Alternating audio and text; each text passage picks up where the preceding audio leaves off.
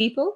And then Amy was like, why don't me and you say, as Amy worked on a 2-woman Shakespeare, can we give us any notes? And I was like, we're not doing that. And I tell you why.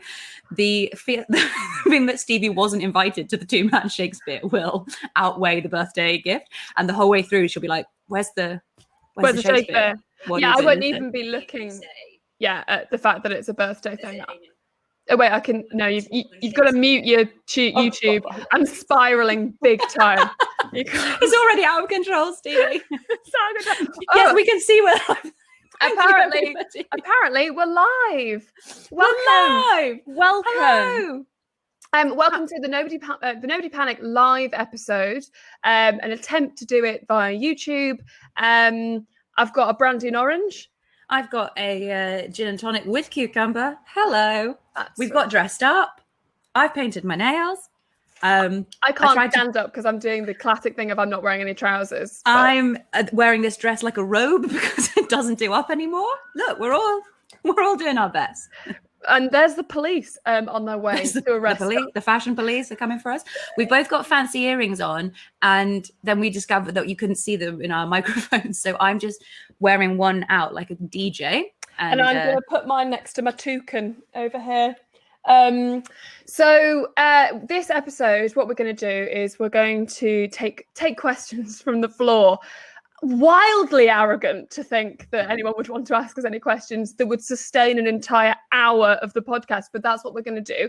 And any question you like, I guess. Tessa's more up for like what you're watching in quarantine. I was thinking for people at home who aren't watching the live episode and just want to listen to an episode of the podcast, maybe we could try and help you with life things. But hey, like maybe not. Who gives a shit? I've sworn already, so that's the end of that.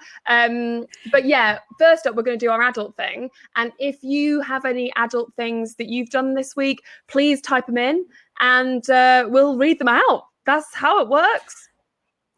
Yeah, we'd love to hear your adult things, please. We've got multi screens going on, so we're really we were told we're not looking at the actual live YouTube screen because it's a few seconds behind us. So we're being sort of kept very separate, like Katy Perry, just so we can just focus on the art. And then behind the scenes, many men are just running around. Katy Perry famously just focusing on her art with many men running around. I don't know why I'm so obsessed with the idea that Katy Perry is the ultimate consummate professional who must only focus on her art. That's what I always think about. Anyway, it's a pointless story. Okay.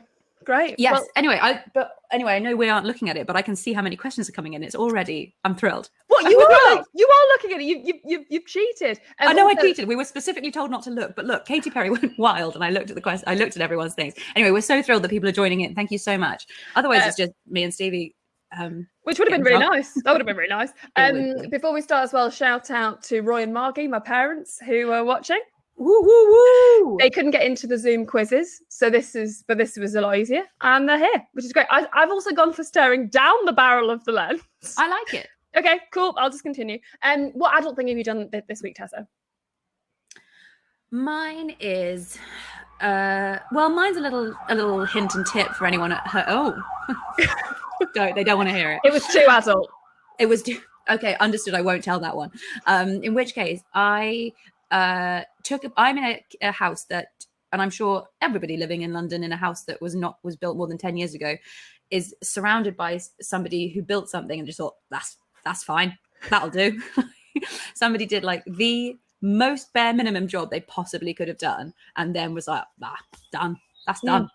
Anyway, so there's this bit in the kitchen, this horrible bit of like MDF that takes up half the space. And it turns out to be hiding this, like the boiler and all these pipes. And I was like, well, this is shit. So I got rid of it. Then I got to forget it. I don't need it. We don't need it. No. I got rid of the bit of wood. And I was like, look how much space is freed up. But now all these pipes are exposed. And then, as we all know, somebody's developed a copper obsession. No! Yes. Okay. Oh, look, here is the bit of the wires for the television. Look, I'm obsessed with copper. And anyway, they're copper pipes. And have you been watching the TV show The Repair Shop, Stevie? No. It's on BBC One. I cannot recommend it enough. It's like a lovely big barn and several professionals who repair things just sit there very quietly, and they've got lots of paintbrushes and jars, and people bring in treasured things that are broken, or like teddy bears that have, you know, been loved for 80 years, and like grandmother's china and it's shattered or whatever. And then these lovely, earnest people just very slowly repair them. And that is my dream job. Anyway, so I shined up these copper pipes and took all that. Someone had painted them white. And I know it sounds shit, but it looks really cool. It does not sound shit at all. It does. I can see your face. No, it's not that. My face is doing that because I just can't believe the amount of anecdotes you have that involve piping now. Like, there's so many. There is a bit of exposed copper pipe in every room. Every anecdote. I've got to stop. I'm looking at 3 in front of me now. I've got to stop. But look, the point was that I think I was having such a low day, and then I very slowly scrubbed it all off with this like wire brush and like shined it up and like painted over it with a bit of copper paint and pretended I was in the repair shop. And that's what the copper paint's for, not for walls. It's to make pipes look like copper. Yeah. There we go. So I'm not going to give you my adult thing. What I'm going to do is I'm going to read through some of the adult things that people have sent us.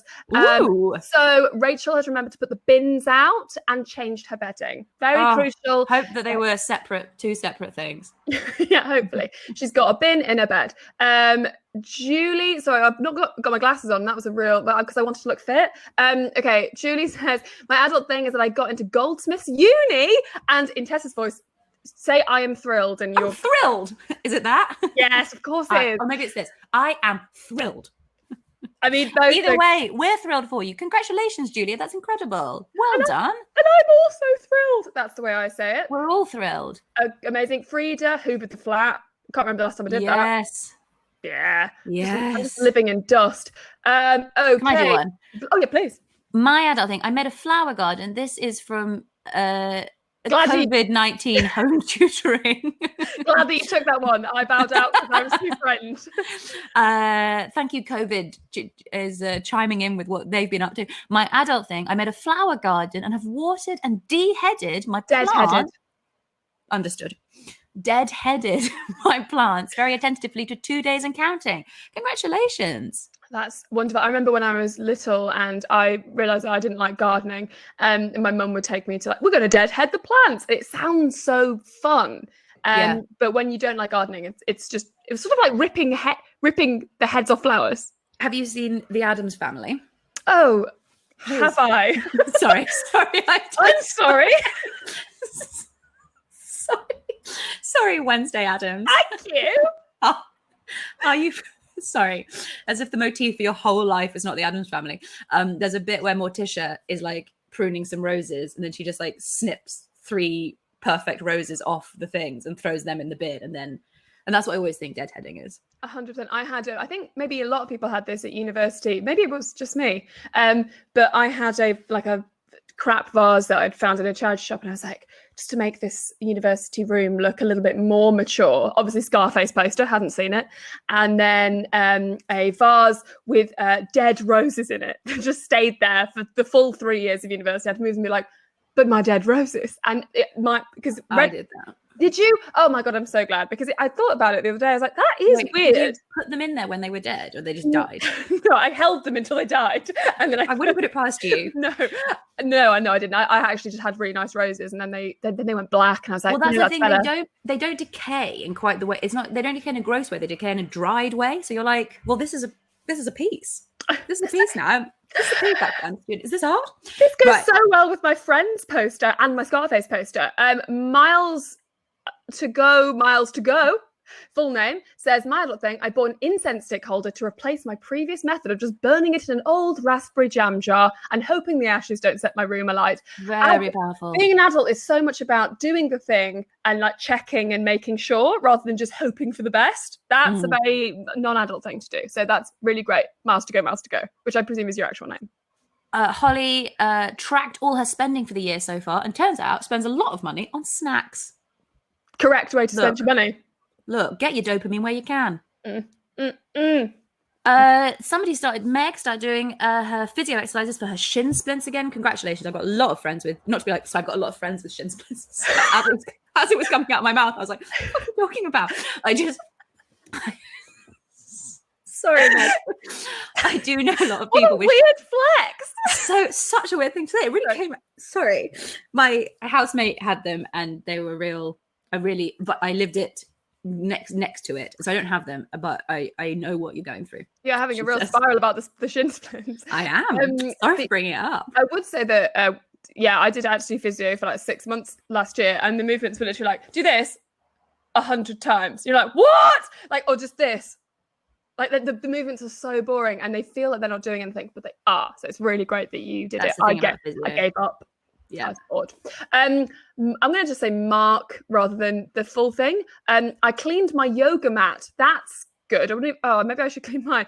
And renewed my parking permit. Wait, so you've got a car? That's your adult. That's the adult thing, isn't it? Clang. Hell, Mark. Then spent my day eating crisps on bed. Balanced. I'd say the crisp on bed is an adult thing as well, because there's again nothing more adult than doing, when like you are growing old, when you're growing older, but you go to uni or you go away from home for the first time and you're like, I could have dessert before my meal. And it's a real it's quite a scary realization of, oh, how far can I actually go? But yeah, it's that you could buy a birthday cake anytime. Oh, I've not got to that stage yet. Shit. Well, you could, if I don't actually like birthday cakes, hasn't really appealed to me, but the idea is like, if I wanted to, I could have a please. Sorry. Please. Do you mean you don't like sponge cake? Yeah, I do. I need it to. I like things. I only like carrot cake because I like the topping. I don't like they're so dry. Pop some candles on it. That's a birthday cake. There's no such thing as a birthday cake. It is what you say it is. Oh right. God, you're so wise, Stevie. Thank Jesus you. Lord. My adult thing is that I spent my lunch break queuing to get into home base, haven't we all, to buy a treatment for my insect-infested plant babies, and now I've quarantined them. Quarantineception. Well, indeed, a quarantine within a quarantine, so they won't spread. Yes. That's too much, because that implies you've got a plant that has lived long enough to have a baby. Agreed. I'm trying to grow an onion. That hasn't worked. That's the end of that. Right. An onion? Well, I looked it up and it was like, put the onion in soil or just put it in a big glass. And so I've just sort of put it in a big glass. Nothing's happened. What surprise. So we should... I'm going to end with this one because it's nice and powerful. From Katie McNamara, I took all the cups and mugs down from my working from home office to the kitchen. Because who among us is not living in 2006 hit movie Signs, in which the ending is that there are lots of glasses of water everywhere in the house? That was not what I took away from that film. Have you seen Signs? I've seen it many times. The end is that there's a whole through line that the child keeps drinking glasses of water. Okay. And then at the end, it's so convoluted, but what turns out to kill the aliens who've landed on fucking planet Earth is water. Anyway, and then a guy with an unresolved baseball career. I've not seen the film. You've not seen Signs? Well, I have, but none of this is it's like this is a completely different. It's like this is new. Yeah. Anyway, the many glasses of water in the house is an enormous plot point, and my house looks like that. They're everywhere. That's great. I'm so happy for you. I love it whenever we watch the same film. I can never remember. It's like if I see like a show or something and it's a friend's show, and then afterwards I'm like, I love the bit where, and I've forgotten all the quotes. Whereas you remember the most specific things about, like, all I remember in Signs is a bit where the alien comes out in the video and everyone like freaks out and Whack and Bean's got a tin hat on. But that's also in the trailer. Anyway, we're going on a massive tangent here. Questions have started. Take that breath. You're doing so great. Yes, I forgot to breathe. Yes, Wednesday Addams. Just take a moment there, pal. Wednesday Addams. God, I loved her so much that I then went to see Casper as well. Is she in that?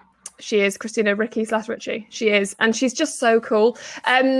Okay, so we've got a question from Anna Brownbridge. Are you okay? I just can't believe that's the same person. Oh, yes. Anyone who's listened to the podcast for a while might know, or maybe we haven't said it on here, that Tessa has a problem with faces, to the extent where we once did a quiz and she couldn't recognize like Tom Cruise or whoever the prime minister was at that point. I can't remember who it was. I thought it was Colonel Gaddafi. Yeah, that was a lot going on. Tony Blair. I've got. If we've met in real life and I've had, please say who you are to me, because I have got quite bad facial recognition problems, but it means that I can't tell who anyone is in the movie. So if they pop up in another movie, it's a huge surprise to me that I basically don't think anyone's ever worked again. And your worst is Jim Broadbent. Oh, who is that? Everyone and no one. I think he is Fred Flintstone, and it's not him. But he was in the Flintstones. So, and then Stevie's constantly points at somebody who couldn't possibly be Jim Broadbent, and then she says, "That's Jim Broadbent." No, Tessa, it's Jim Broadbent. No, but bloody Jim all of us Broadbent. who've seen Jim Broadbent, and that could be Jim Broadbent. He's that good. Could be. Okay, so first question we've had. But by the way, we should say now, question time. If there are questions, can be obviously anything you like. We would be nice to have a mix of questions about things we can help you out with that could be advice for people listening. I don't know. But this is a really nice example of another type of question that very, very much into getting more of. What's your favourite memory doing the podcast together? Says Anna Brown Bridge. Anna, what a lovely question. Thank you. I immediately have one, which is when we had the debrief. We used to be called the Debrief Podcast, and that folded, and we weren't told. And that's the memory. Thank you, Anna. Next question. I just love it when things fold. No, we weren't really told that was going to happen. So it was quite a shock, and we didn't also know what was going to happen with the podcast. And then it became very clear, like within the hour, that the podcast was gone. And we were in a Pret, and Tessa had just run the London Marathon, having done no training. And I was like, I'm really sad. I think I didn't cry, but I was like, I'm really like fucked off and sad. Like we've spent this like a year doing this podcast, and then Tessa was like, oh, buckle up in the Tessa way, and then was like, wait, we'll just do another one. It's fine, right? And then essentially it was like, right, just carry me to the door. And I was like, yeah, you're right. I'm really stupid. Sorry, Tessa. Just carried a woman to a door she could not move her legs, so I had to sort of drag her like she was a cardboard cutout of a woman.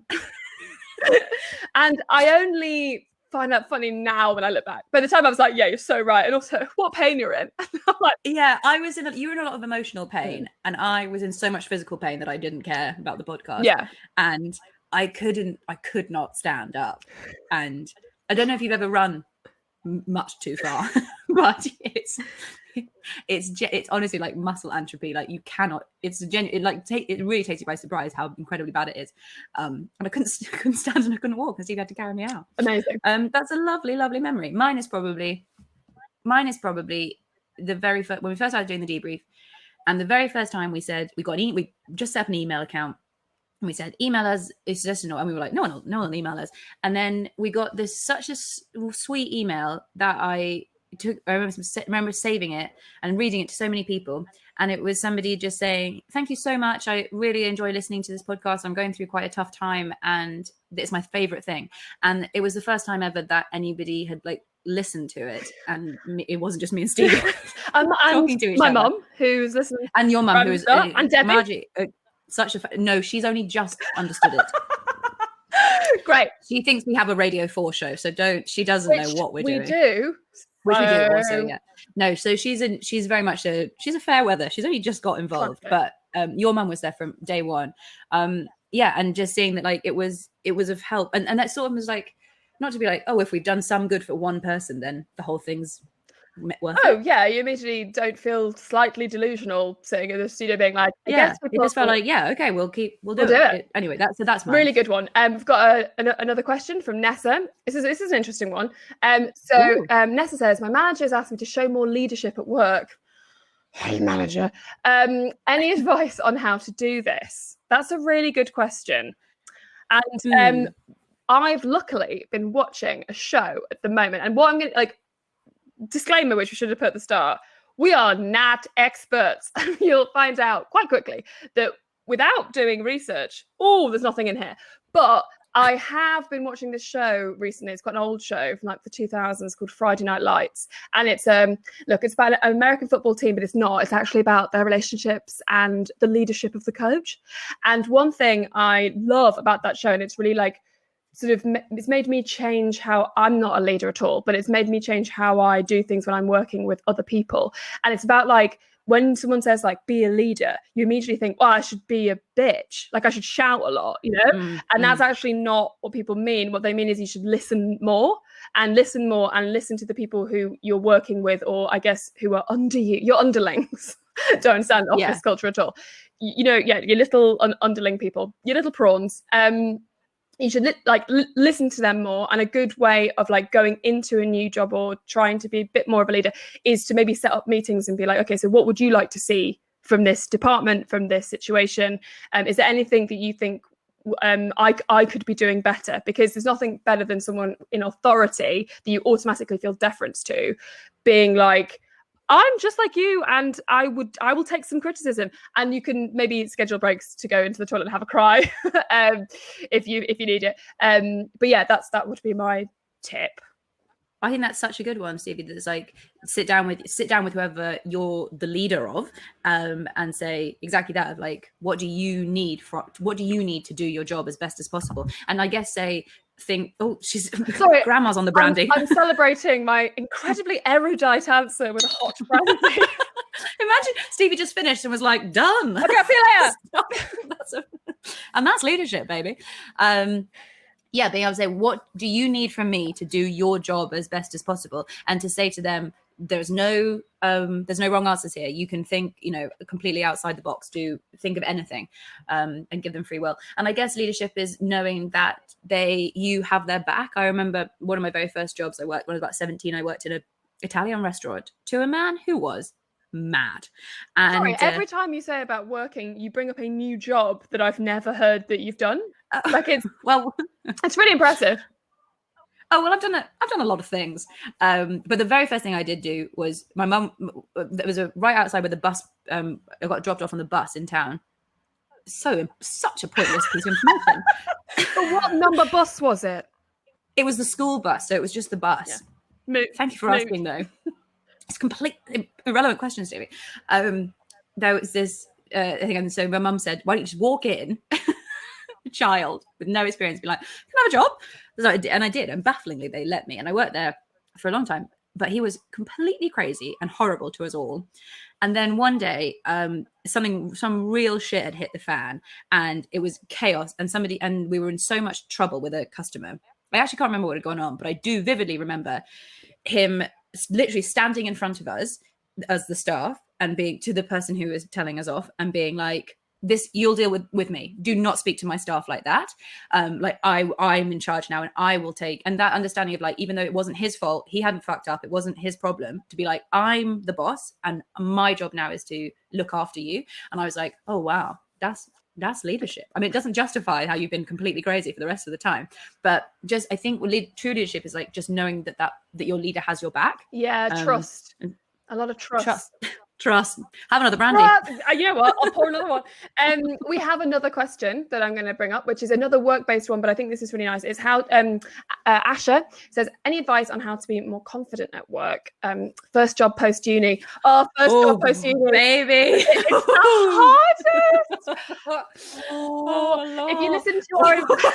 Tessa's having a spiral. If you listen, Asha, to... it came out today. Great, it's Tuesday. We did an episode on how to overcome imposter syndrome. And while that seems like it might not be the same sort of thing, I think it is quite relevant to this. So in that episode, Tessa talks about how, like, in one of her first jobs, whenever anyone came over to ask us to do anything, she would, before they'd even said anything, say, I will mess it up, I'll be rubbish. And that's sort of how I remember the first job I did at uni. Actually, was like even work experience, where you just feel like, what are the rules here? What am I supposed to be doing?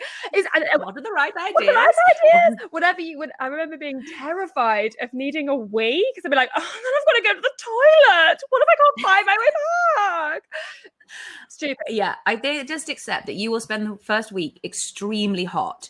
I remember going really sexy. Yeah, but you'll never look sexier. No, you'll be so hot. I remember going into a meeting, which I didn't know if I was supposed to be in the meeting, and then they like put their head outside the door and were like, are you coming? And I was like, which is, if someone did to me now, I'd be like, oh yeah, sorry, here I come. No, irrelevant. But at the time, it was like the worst thing that had ever happened to me, that I hadn't gone into the meeting at the right time. Oh, God. And I was sat in this meeting, and I remember, I've got my knee up right now, but I think I remember for whatever, I was sat in a weird way, and I remember being like, I can't get out of this position now. It is crucial that I do not move. And I became so aware of my own knee that I was like, everyone's looking at my knee. in a room of grown-ups who are just getting on with their job, being like, why is that girl so hot, like so sweaty in the corner? So I think just know that that's coming. Know that that's nothing to do with you. That's just you're in a totally new situation in which you're expected to know all these rules and all these like weird little codes and all this like office politics and where the toilets are and all of this stuff, and everybody else is taking it so for granted. And just accept the first couple of days is going to be bad, and then you're going to crest right into it, and there'll be a time in like honestly such a short amount of time, like 2 weeks, where you'll be able to look back and be like, haha, remember that time that I couldn't go in the meeting because my knee was so big, you know, like you'll be able to look back. So just ride it out for that first little bit, and just know that like you are good and you are talented, and you don't have to never downplay your talents and your skills, like and believe in yourself. Yeah, also things like we little tricks like making tea for people, and because that gets you talking to people that you wouldn't ordinarily be talking to. And if you are invited to like an after work drinks thing, or we're all getting lunch, like even if you don't want to, I think it's really good to in those first few months just go. And it is quite frightening, but it will just, you know, the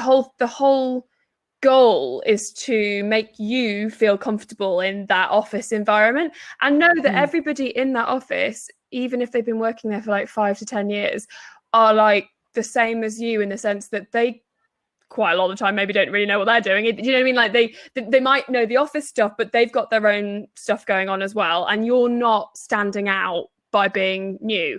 I think like you say, Tessa, when you're new, you just feel so exposed all the time, and like you're going to do something wrong. And I think people completely forgive mistakes made by someone who is in their first job so much. And well done on getting a job after you graduated, and keep reminding yourself that you are in a really good position, because it took me like 2 years to get a job after I graduated. I was absolutely devastated. Like, it's so great that you're there. So you've done kind of the hard work. You just have to really like fake it until you make it. Feel confident. It's exactly that. And just know that like you're gonna feel shit inside. So just tits and teeth. Yeah, you know? Sorry, that I get a boob out and then just point at a tooth. I end up one tooth. Like That's good. That is good. Yeah. Another question we have. Hopefully that helps. I'm sorry that we're not spending too long on each question, but I want to get through as many. There's obviously millions coming through, so it's really hard. There's Ava asks, this is a good one. Advice for being in lockdown with your family and not going insane. Ava, have you ever thought about going on TikTok and making your parents do a dance with you? What is that about? Have you seen those? Jesus Christ. You're asking me? Yeah, sort of in general, really.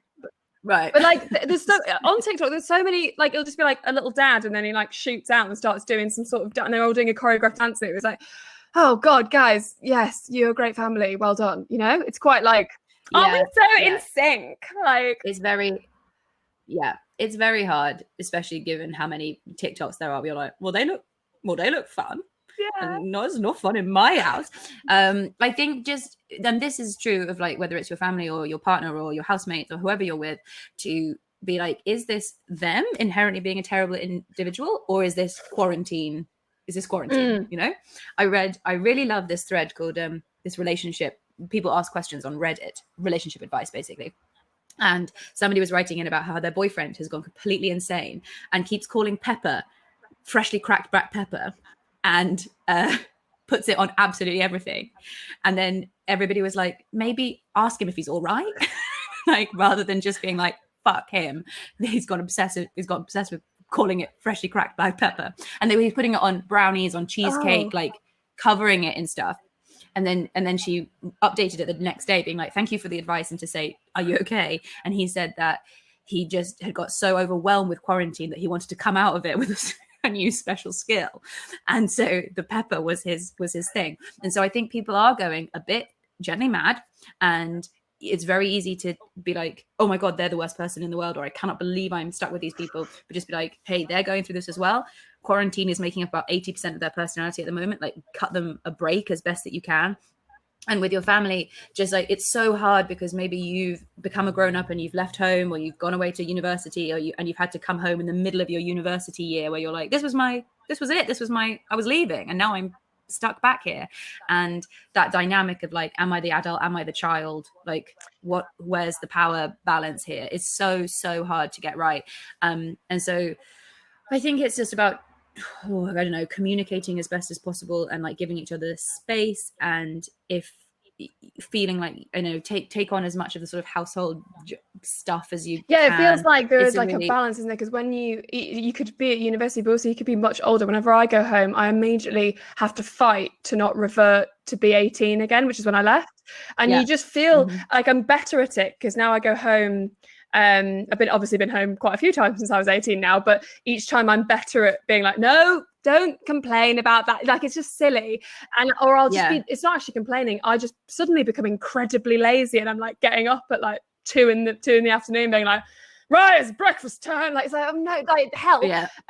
So I think, you're right. It's very hard to fight against that, but there are, rather than like becoming, you know, some sort of Mary Poppins type character, you could maybe like pick 3 things that you're like, what I'll do is I'll clean the sink every few days, and I'll also just like make sure the outside of the cupboards, when everyone's like opening them and they get a bit like dirty because people got food and that, maybe I'll clean that off. Like little things like that. Look, I'm just listing things that I try and do in my flat because and try and do them from a place of love as best you can, and not from a place of redemptive fury that's like, bang, I'm doing it.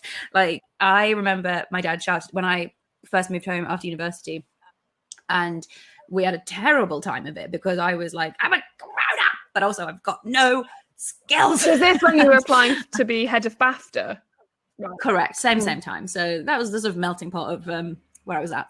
And I remember my dad shouting at me about not doing something around the house. So I woke up at 5 a.m. like banged around the house, like doing it all very aggressively and very and so I did all the jobs, but you're like, well, what's that achieved? Now everyone's cross. You know, like there's no winners, you know, you're never going to come out of it. Like we said once about, don't try and solve racism at the Christmas dinner table. Like, it's not going to get solved. Like, you don't have these huge family debates about things. Like, just, you've got to take an emotional backseat and be like, we're just doing our best here. And also making sure that you don't lose your own identity. Like, all of these other people, you love them, they're your family, but they are all coping in their different ways, and you need to make sure that you don't forego your own coping mechanisms because you are living in a functioning or non-functioning household. So it's like a really helpful thing that a lot of people have said when I've just sort of done a cheeky goog is that, like, to keep fixed, like, wake up at the same time, try and have your meals at the same time, and try and go to bed roughly the same time, so that you feel like you want, like, whenever I don't do that, regardless of whether I'm at home or not, but it tends to be at home, that I suddenly I went home the week before the lockdown, and my mum was out working all day, and I was like, I'm gonna come home and just do some work and do some writing in the day. I was like going to sleep at like 6 in the morning, having bought 17 pairs of brogues from China, and then like getting up at 4 p.m. because no one was there. You're like, how has this happened so quickly? So you have to like make sure that you don't lose yourself in the functioning of the house. You go a bit Richie Rich. I haven't seen the film. No, sorry. No. Home Alone. Wow, so you both on the switch. Yes, you do go a bit Home Alone, yeah. It was the same boy. Well, he was not a man, but absolutely was a boy. It's the same young lad, Macaulay, and you do go a bit Home Alone when he's first there. You're just like, I feel sick. You're like, I don't pay these bills. I'll just turn on the tap. You know, like the insight into what you do when you go home, just turn on all the taps. I was just imagining things, but I was like, yeah, it's hard. It's hard, and I think it's just about try. Yeah, and you know, this as keep much in as touch possible, with friends, and like, if it helps, not have a bitch, but like, if you know, if you've got people that you can talk to about the very specific problems, don't like keep it all pent up because everyone on TikTok is doing choreographed dance moves with their father. You know, like, it doesn't mean you don't love them. It just means, you know, you're not supposed to be. No one is supposed to be in this close quarters at this point. So there's always going to be arguments or, you know, ruffled feathers. Hopefully that helps. Next question, a little bit of a tone shift. Tessa, what episode is your favourite / are you most proud of? That's by Claire Lowe. It's not by. It's like Blue Peter. And that question was made by Claire Lowe. Thank you, Claire Lowe. What's the question? What episode is my most favourite or most proud of? I'm going to choose 3. Oh my God, that was so quick, cognitively. One is the Marie Kondo episode about getting rid of things. I love that one. For a moment in it in which Stevie realizes what I'm trying to say in real time. So we're talking about getting rid of something and how if you hold on to something and you're constantly like, where does this live? It's because you don't really want it in your house. And so she chose a thing that she chose something that she loved, and we found a place for it and it was very easy. And then she chose this thing that really she didn't actually want in her house. A giant stone Buddha head that my ex had bought me.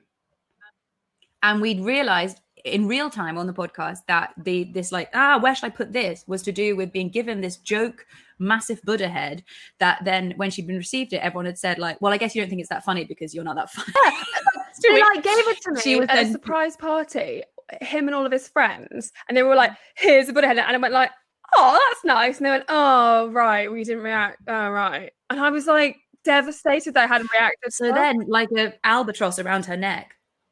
I'm going to commit to that. Yeah. Yeah, why not? Like an albatross around her neck. She was then forced to carry it with her forever, being like, I am fun, actually. And then we were like, let it go. Let it go. That one, the being on time, I think is really one, because I think that was for both of us really like, oh, wow, okay, I get this is much deeper than we thought.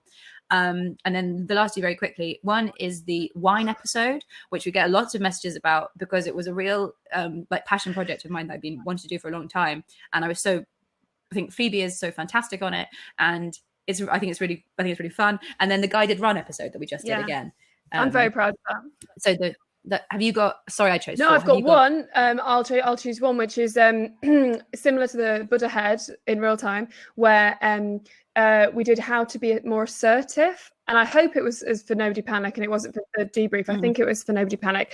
And in the assertiveness episode, I think we both went into it being like, well, this is going to be about being like, no, a lot. And it turned out that it was Tessa in real time realized that she had a characteristic, a personality trait, where in a group setting, if say like everyone's had a drink and then we're all like, oh, where should we go to eat? Tessa's always like, oh, I don't mind, anywhere. And in her head, she was like, I'm just being like easygoing, but actually she was being not assertive because she didn't want to say, I think Wagamamas, in case everyone was like, no, we don't want to go there. And then the judgment of the choice was laid on her shoulders, like if we circle back to the albatross. And it was really nice watching.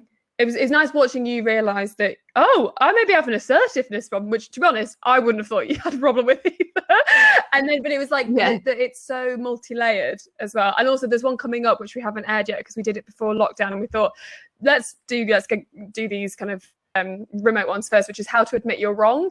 And when I said to Tessa, oh, we should do an episode on how to admit you're wrong, she went, no. And I was like, what's that face for? What do you mean? She's like, well, because I've never been wrong. And then she realized how absolutely insane that was.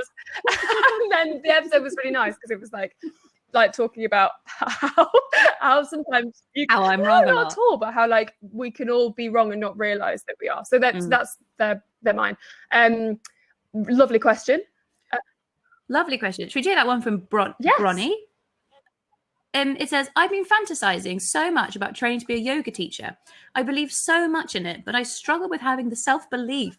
What should I do? A yoga teacher! Oh, Bronny! Imagine if we were like, no, mate. We don't think it sounds like you can't. Like, oh, God. I think...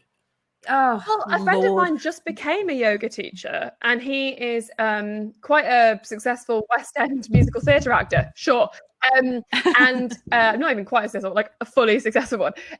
But he took some time out and just became a yoga teacher, and it's a he, of course, so he has the confidence of a man. Not all men have confidence, but a lot of men do have confidence, just don't want to stereotype.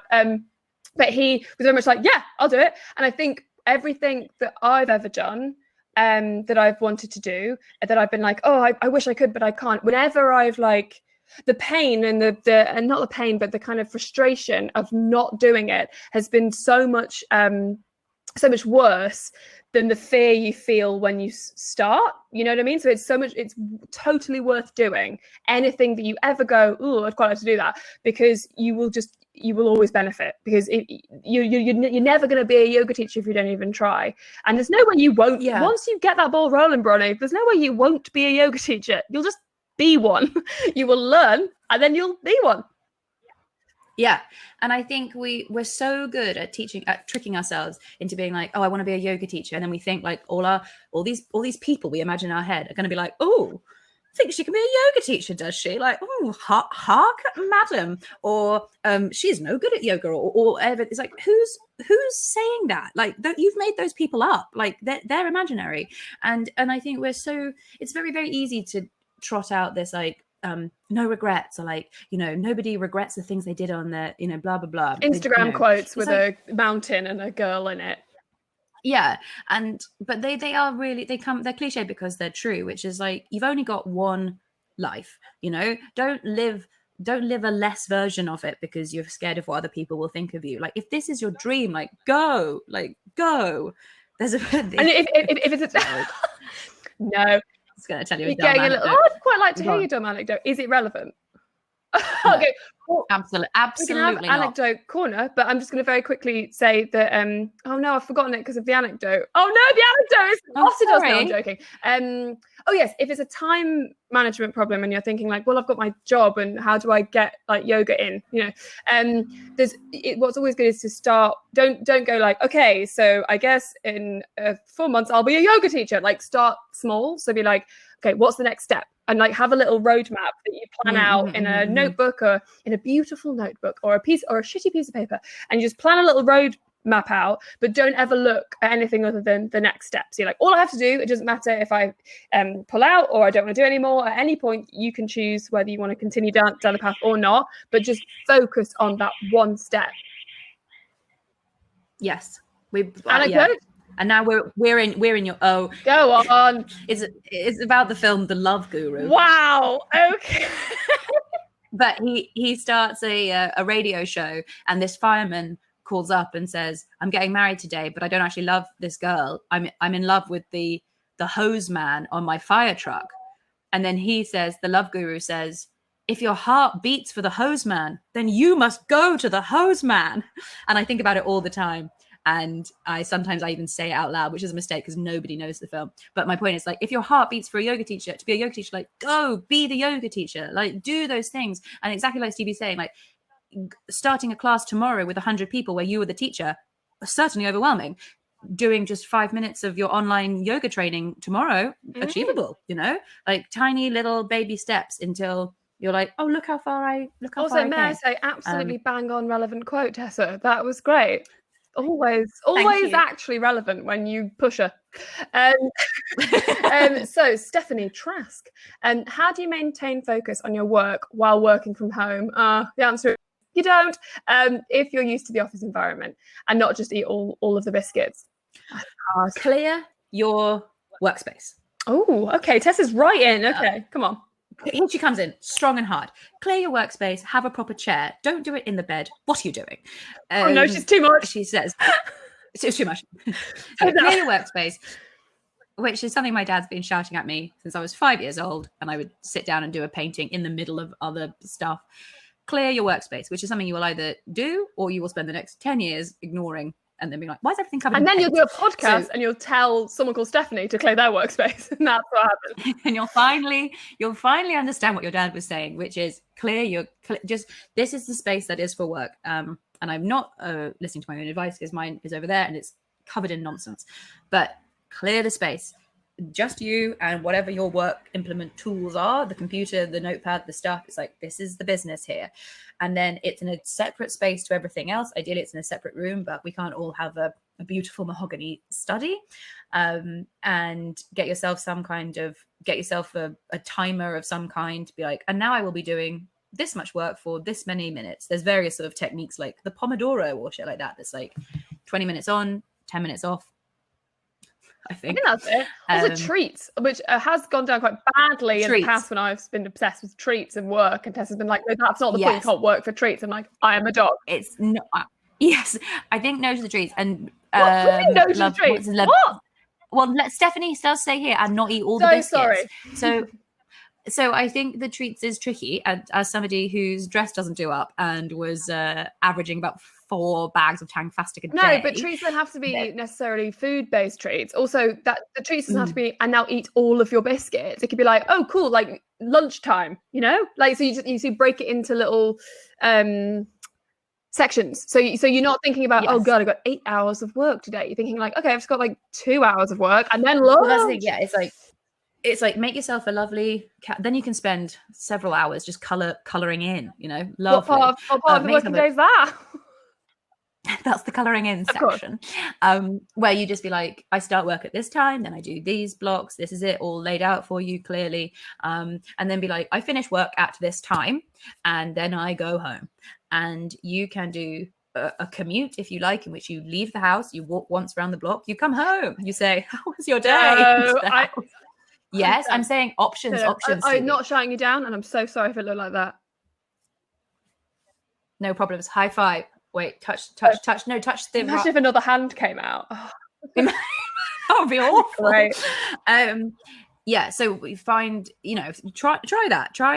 Just like walk away from it. Otherwise, you're just bleeding your work life into your home life and having two bad versions of both. Also, I think as well, fully accept that this is, if you're very used to the office environment, this is hard. You're not like stupid or bad or a bad worker for not being able to cope that well with working from home, because you're not supposed to. If you could, then you would have chosen a working from home environment, and you didn't. Yeah. So also, I think speaking to lots of, making sure that you're not solely talking to friends who have always worked from home and are like, isn't it great? Like, don't speak to them. You speak to them a bit, but bitch about it with like friends who are also like going crazy, and share tips and like try and create a little network of people, so it feels like you're, because in an office often, you know, there's a lot of fun office banter, but also there are down times where you're just like all silently working or on Slack. So use that into like, what is Slack if not a work WhatsApp? Just go on WhatsApp all day. Yeah. And like, don't think that you're literally not working from home. You're attempting to do your job from your house in the middle of a global pandemic. So like, cut yourself some serious slack here. And wear a bra. Wear a bra. And clear your workspace. Yeah, wear a bra. Also, I'm not saying that in some sort of like patriarchal thing. I've just been like, when I'm not wearing a bra, it's like, no, it's downtime. And then it's like, and bras on, boobs are working. Like, when the boobs are working for me, I'm working for my boobs. You know?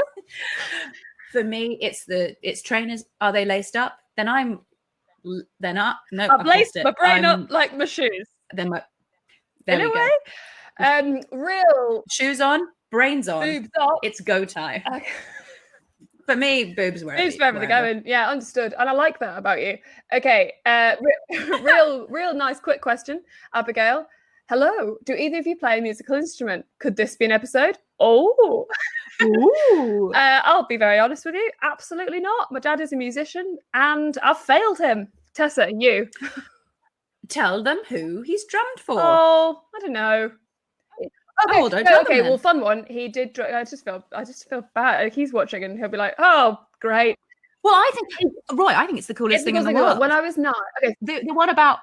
I know. So when I was like, for my 9th birthday, or around my 9th birthday, he was the drummer for PJ and Duncan, aka Ant and Dec. And as a 9-year-old, holy shit, that was the best thing in the whole world. Went to see them loads. And then also Ant and Dec left me a birthday voicemail where they sang happy birthday to me. And I met them once and I really fancied Ant. As a 9-year-old, I couldn't help it. Anyway. I don't know which is which, but but yeah, he tried to teach me drums, and my sister learned drums and was great and has a little drum machine in her house, and I just like had no patience for it at all, and really sad. So maybe we could do an episode about how to cope when you've let your parents down. Yeah, we both feel it. Thank you for this great question. My musical ability extends to grade 1 piano. Pass. That's good. Not even a no. Okay. It's pretty tough to do worse than I did.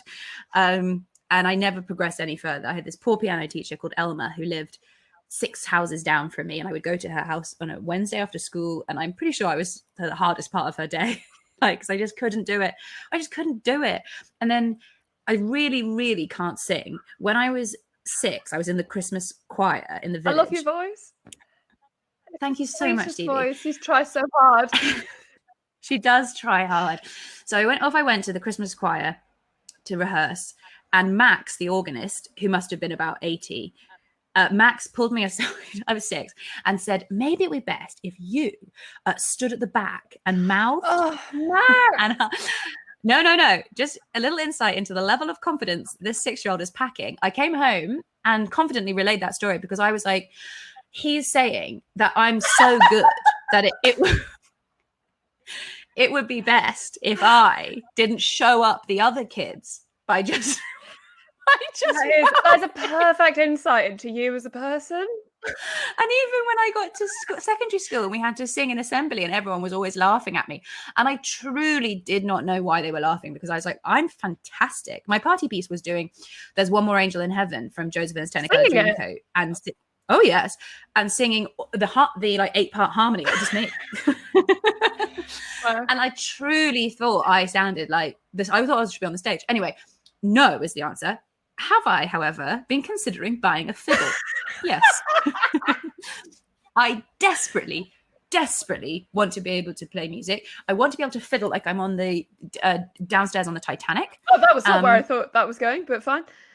That's what I want to be, in a like a proper like gypsy, like fiddling, foot stomping band. Oh yeah, yeah, like when they go below deck and everyone's like, duh! And yeah, but I also when you want to go to a real party. Yeah, but Tessa, I think what you're doing is you're not looking at what you can do, you're looking at what you can't do, because you'd be absolutely perfectly placed to be the dancing woman. I can't really dance. You can't do dancing to time, but you can very much like woo with the big skirts and the yeah, I'd just be in charge of throwing the skirt around. I think it might be a latent girl crush on Vanessa May. I don't know who Vanessa May is. The violinist. Oh well, good luck to both of you. Okay. Yes, we'd love to do a musical instrument. We'd need to get some proper people. We can't do an episode on it because it would be me and Tessa being like, dunno. But I was going to say, but can you? You can't answer, so fine. I hope you can, and I'm sorry that we can't. Emmy's 28. How did you decide to start each podcast episode with your adult things? Oh, I remember this. Good question. I remember this because it's when we were first coming up with the idea for the podcast, and I was like, we were at the debrief, and I was like a proper, like I was a journalist then, so that's how I thought. I remember being like, you were like, we need something fun to get us in, so we're not just being like, hello, this is how you do this, like, and I think you came up with the idea of an adult thing, and I think I wanted to do it at the start, and I think it's like a perfect. And that's teamwork. That's teamwork. Tessa comes up with the idea, and I go, "Shall we do it at the start?" And then we both nod. That's the podcast. I think it's because we were when we were talking about like what we wanted the podcast to be, and we were like, it's quite a while ago, we were like 27 or 26, and we were like, oh, it's to sort of be more adult, but we don't want to call it Be More Adult because there were loads of things at that time that were like how to be an adult, adulting for adults, and so, but it was a way of doing it without having to call our podcast like. This is how to be an adult, because it's sort of what it is, isn't it? Yeah, it's yeah. I don't know. It's also a very nice way to get Tessa's anecdotes in, because I don't know if you've noticed, but the how to be an adult thing is me going. Out of control. I've got a. I don't know. I took the bin out, and then Tessa's is always an incredibly funny anecdote. So I think it was a way of harnessing her power. I'm telling you. Yeah, they're nice. They're so nice though, and they really people really want to tell us about them, which I really, when we do live things, I really love it. And I think it's such a nice, like, the older you get, the more you're like, oh shit, that was oh yeah, like, sorry, the first time you do like a tax return, or like the first time that you did a tax return and you didn't cry, or you bought 2 of something and you put 1 in the freezer, like just like little tiny things where you're like, wow. Actually, wow. I came home the other day and had all the ingredients for Pimm's already in the house, including some strawberries I'd put in the freezer ahead of schedule. And I chopped the green bits off because I know that they go rank. And I was literally doing it, being like, who's this? Who is this? Anyway, I think it feels, I don't know. I don't think you ever stop feeling them. But great question. Yeah, and also it helps us as well try and be more adult, like you say. Like in your daily life, you're like, oh, this could be an adult thing, so I'll do it, rather than I'll leave it and be like old Stevie, or which is young Stevie, who doesn't do anything adult at all. Can we take this one from Kel? Yeah, no, sorry, you go. But I was going to say, what's your first? Oh no, why? Well, it was about our first. What's your first and/or favorite memory of each other? I can't remember the first time I met you. So Stevie doesn't remember the first time we met. We were in a play together. I remember that. And Stevie was in, well, that was the first. That was the first time we met. Oh, there we go then. Going into that play that I already knew who. Oh no, I know where the first time I met you. I watched you do singing. She played. If you've ever seen Singing in the Rain at uni, they did a production of Singing in the Rain, and I've forgotten the name of the woman that Tessa played, but it's the one who's like, I can't stand him. Like the woman who talks like that, who's the really funny one. And Tessa did it, and she was so good. I was like, who is this? But she was in a different college. We were in like a uni with colleges, so I never really saw her again until we had to do a play in like. This is also uni plays in like 4 days. So I didn't actually get to chat to you during that. We just did. I would arrive, do the play, and then I'd leave. And I'd be like, and I didn't know my lines and I hated it. Oh, God. So if you think this is a sort of Wednesday Addams vibe for Stevie now, at university, was holy. I only had. It was like head to toe black. It was a choker. She had completely black hair. There's like all this eyeliner. I only wore heels. And she was very. I only wore heels. She was very, very cool, like extremely cool. I looked and yeah, so therefore people assumed you were cool because you looked so insane. Anyway, so we were casting this play together. We'd never met, and it was written. It was like one of those like drama festival plays. So it was like written by somebody there, and I walked in. I remember being like, "Oh shit, this is like cool, Stevie in second year," and then. Above us, they were rehearsing for The Pillow Man, and then all your friends were in it, and I was like, oh, I saw that not here, but like I saw that on the real. I saw that when it first came out. I saw it at school, and you were like, I remember you were like reading something, and you were like, okay. I've never done that. I've never done that. Yes, I'm so nice. And then I don't ever talk. and then I said, like, how are they going to do the bit where there's a boy in a coffin? And you were like, oh no, you were in The Pillow Man. I remember now. So I was like, how are they going to do the bit with the coffin? And you were like, No, I think they won't. No. And then you were really mean. No, there's no way. That's what happened. There's no way that I was mean to you because I was so nervous and shy, and I was not horrible. Sorry. Okay, well, thanks for your question. You weren't horrible. You were just really, really cool and aloof. And also, the play was about Steve was playing my mother-in-law, and I was supposed to be terrified of her, and I was. No, but also as well, I should say that in The Pillow Man upstairs, there was a guy in it who had literally dumped me that week. So I was completely devastated. I was crying all Patrick Neyman. I was crying. I don't even Brilliant. Know. Well, now I've said it on fucking live.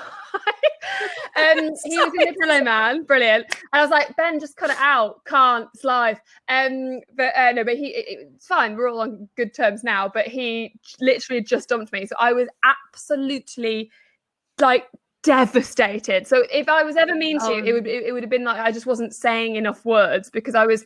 You weren't mean. You were just cool. And what I see now was heartbreak. Oh my God, thank you. It was just you were just putting up an ice edge to protect your own self, and you were just going through something. And it came off. But horrible. To me, it was you being like, "Yeah." I just don't feel like I've ever gone, "Yeah" to anyone. But as you did it, then I was like, straight back. Okay. Then. Wow. Straight okay. Back. Right. Let's move on to the questions. I'm dripping in sweat now because I'm was like, sorry. Tessa was amazing, and has like, Stevie's a bitch. No, well, sorry. But I did say how fine. Have a brandy. In a way, just put that straight down your neck. Just have that brandy. I did say that you were so cool, Stevie, and everybody wanted to be friends with you. Well, no, you didn't. No, I know. I was. Okay, wait. You just. Okay, so let's do another couple of questions, and then we're going to have to wrap it up. So. Yes, I'm sorry for going off book for looking on the YouTube thread. But I just saw that somebody said, "I'm a piano teacher. Let's get you through level 2, Tessa." This is brilliant. Okay. Yes, please. Okay. I'm frightened of the one about the anecdote. Oh, you know, Tessa. I can't do anecdotes. No, I've got nothing. We love your question, but I can't tell anecdotes unless they're like scripted because I'm terrified. And Tessa's she's out. Thank you so much. She's out. Ben, should we have just one more and bring us home? I recently turned. Okay, this is Tom 91.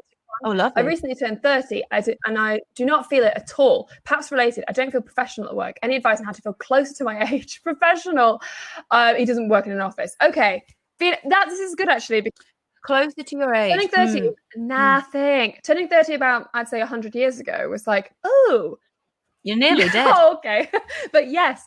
Now, 100 years ago, you'd barely have survived the Yes, plague. actually, probably yes. And 30 now is you could not pay me to go back to my 20s. I would never go. Cannot stand that. You have to look at what you actually have gained, and you have so much more knowledge and wisdom, and just like, you know who you are so much more now. That doesn't just happen when you like turn 30, obviously, but don't worry about not acting your age, because 30, we are I don't know, I've always been like, well, 30, and I've compared it to what my parents were like at 30, and then this guy was there, but 30 just like we've millennials have just ripped up the rule book, and we're not there's no sort of, there isn't a thing, like it just is what you are, so just do it. Yeah, it's not a thing. Imagine it's 40, like try that. You know, it's like, look, imagine you're 80 and you're away. no, like it is, we are victims of being given a really, really clear instructions about what adulthood was supposed to be like, and then we all arrived into it, and it was literally impossible. So all the things they told us we were supposed to be able to do, like buy a house, you know, have kids, you know, get a dog and a garden and a front porch and all of this stuff, like they're physically impossible for our generation. And like Stevie's saying, like so many of our parents by the age we all are now had us, like you know, and when you were a kid you were like, oh, 30, god, I'll have like 8 kids and a novel, like, and that's the oldest I can possibly imagine. And also I'm sorry, I'll have bought one novel. And also, of course, like Bridget Jones's Diary, like she's like our age, isn't she? Oh my god. Yeah, and it's this whole like, oh my god, women, people I mean, I know this is from I don't actually know if it's from a boy or a girl, but it's so like, oh, 30, you know. And I really, really think that our generation are just having to be at the forefront of redefining that and being like, that age is now irrelevant, as it always sort of was, and we literally cannot do the things that we used to do. My granddad told me a story about them buying their first house. They got married when they were 20, my grandparents, and when they were 22, my granddad was doing some work on a farm for somebody, and the farmer said, oh, that old mill is for sale, that old water mill. They live in a valley in North Wales, and who among us has not seen a 16th century old mill in the North Wales Valley? And that my granddad said, oh, how much is it? And he said, oh, I'm going to sell it for £6,000. And my granddad said, I'll offer you 4. And he had £3,000 in his pocket. That's different time. What a different time. And then he just gave him the cash and said, I'll come round again and give you the rest. Or something. And that's my grandparents' house.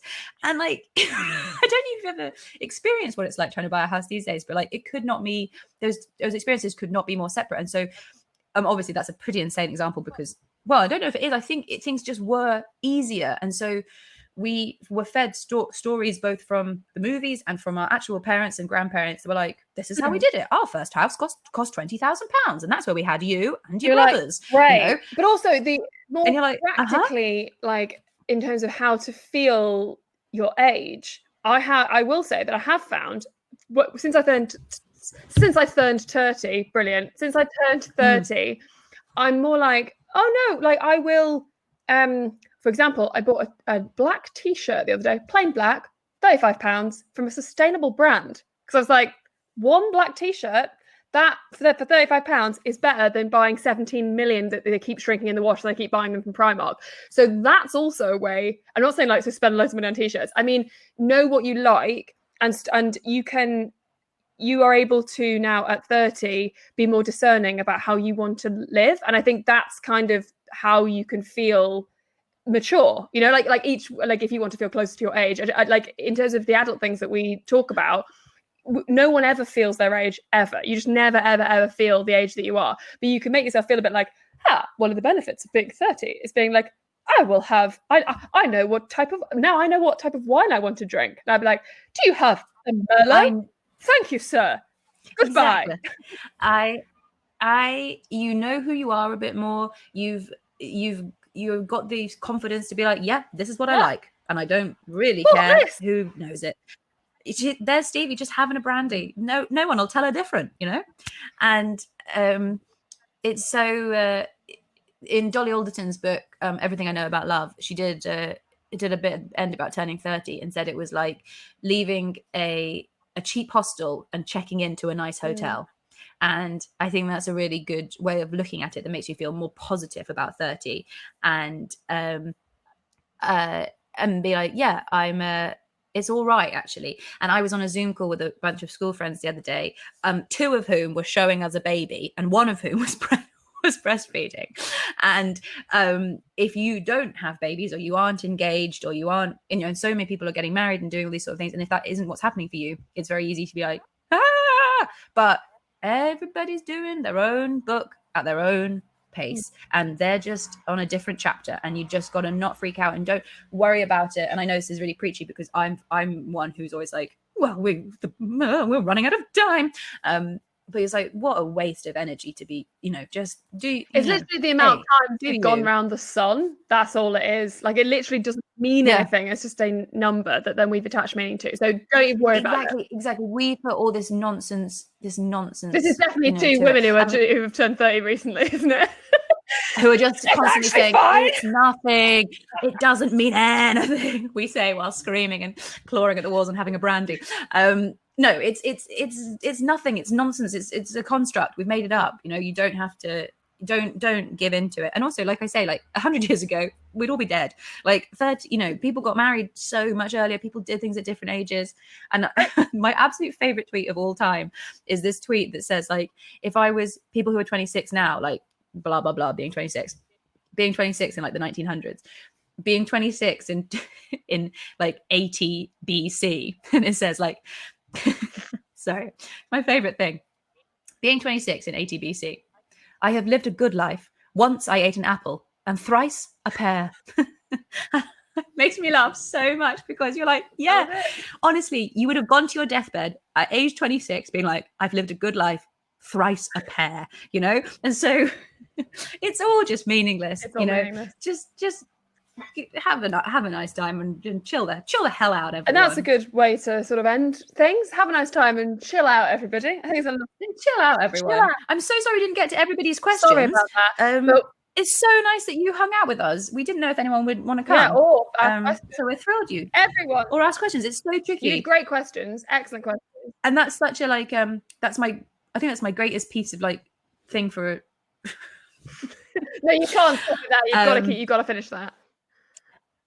At the end of a lecture, when somebody says any questions, make sure just ask a question. That's actually a very good piece of advice. It's great life advice. So I'm so thankful that everybody asked a question. Thank you so much. And if you are like, don't mind watching, we have an Only Connect. Well, it's not even we. It's very much Tessa's thing. Please! It's a dual operation. Where would I be without you, Richard? So it's the Only Connect was the Nobody Panic version of Only Connect, which is a quiz, and I've not seen Only Connect, so I dress up as Richard Osman and do facts because I've only seen Pointless. But then last time Tessa forgot to ask me to say the fact. So I just dressed up as Richard Osman, just sat there for an hour. Actually, I did the quiz. Also, you had it. Normally I road test all the questions on Stevie so she can do facts about the questions. But this time she's like, I'm not going to listen to your first round.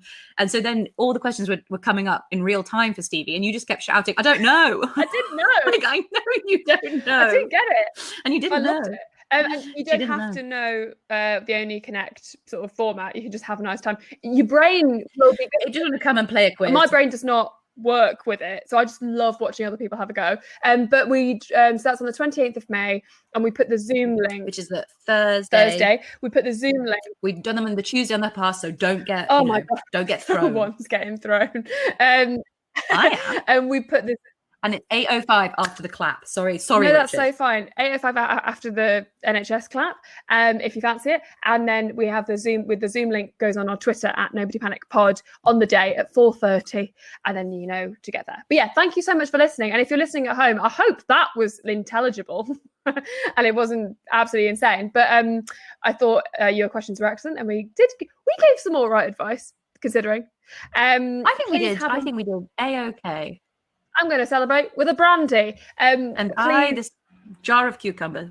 Drive cucumber. Please do follow us at Nobody Panic Pod. We also got nominated for a British Podcast Award today. Yes! Oh, woo! For the live episode that we did in Manchester, which was how to cope when you see your ex. And that was another one where I actually said the full name of my ex-boyfriend, and my producer had to edit it out. Whereas now you've all seen it, but he'll edit it out in the actual edit when it goes live. Yeah, he keeps coming up. I know, considering I have no headspace. Anyway, fine. But I must tell you, this one was about what to do when you run into your ex, and a couple who had broken up and were attempting not to rekindle their passion, but to be friends, were like, yes, we can go on just a friend activity. And they had shown up to it, and it was, and we were like, the title is what to do when you run into your ex. That's good. They're now married. Yeah. But yes, have a lovely rest of your week. We will be back with a, I guess, normal episode of the podcast next week. And don't know, stay safe, have a nice time, enjoy brandy and orange. But this is one of the best drinks I've ever tried. Great. Do we just hang up? How wonderful. How do we leave? Oh yeah, how do we leave it? Thank you so much, and we will see you again. We've had a message saying goodbye and just talk amongst yourself. What have you watched in lockdown then? I have watched. Oh, okay. Have you watched anything of the show called Hollywood? Oh, you like so many people have told me to watch it, and I just haven't. What are they saying about it? Because I